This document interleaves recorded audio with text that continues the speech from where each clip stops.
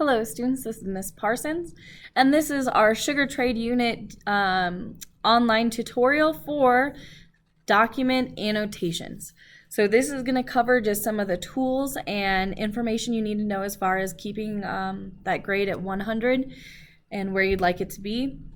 So the first thing I'd like to point out is an easy way to navigate through this DBQ. So clearly I'm on the front cover, which should have already been annotated since the first day of us working on this unit. This should have at least 4 annotations on the cover. Now, if I want to skip ahead to, let's say, the background essay, a good button to click on is this top left-hand button where I can navigate straight to the document. Let's say I'm just continuing forward into the packet, I can also click the forward arrow. Same goes if you want to go back to click the back arrow. I'd like to skip ahead to document 1 and look at some of our annotation tools. Now this is the freehand tool. This is for if I want to maybe draw a large arrow pointing to Gulf of Mexico. Now I might want to also include a text box above it that I could move over.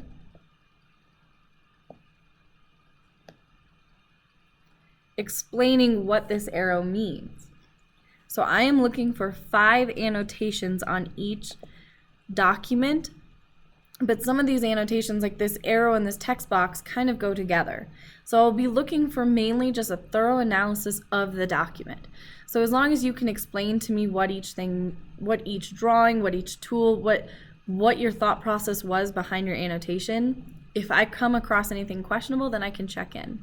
So I'm looking for 5 annotations. So something else you could do is if I'm looking on here and I'm seeing Spanish, Florida, Spanish possessions, Cuba, Spanish, but then if I look at Jamaica is British, Cayman Islands, and Caicos and Turks, and British Honduras, then I can start to create a key, maybe do this one with a post-it, and double click to edit, where I make red equals Spanish possessions and blue equal British.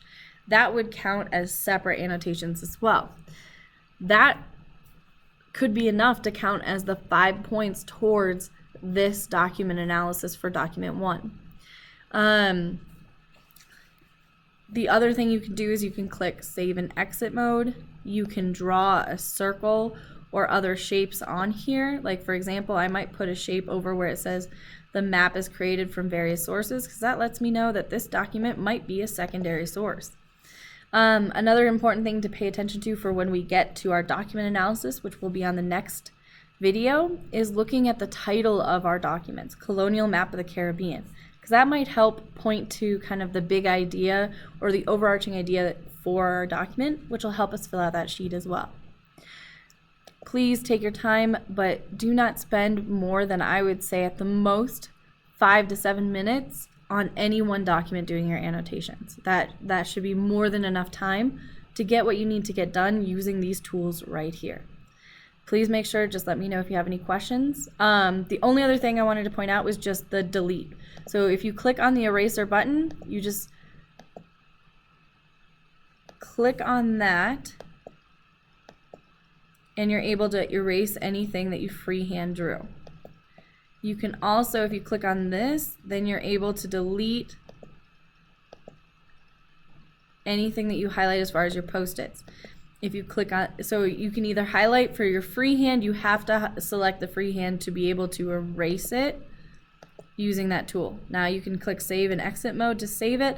To delete the entire sheet, you just click on the little trash can and click OK. That is our tutorial for doing your document annotations.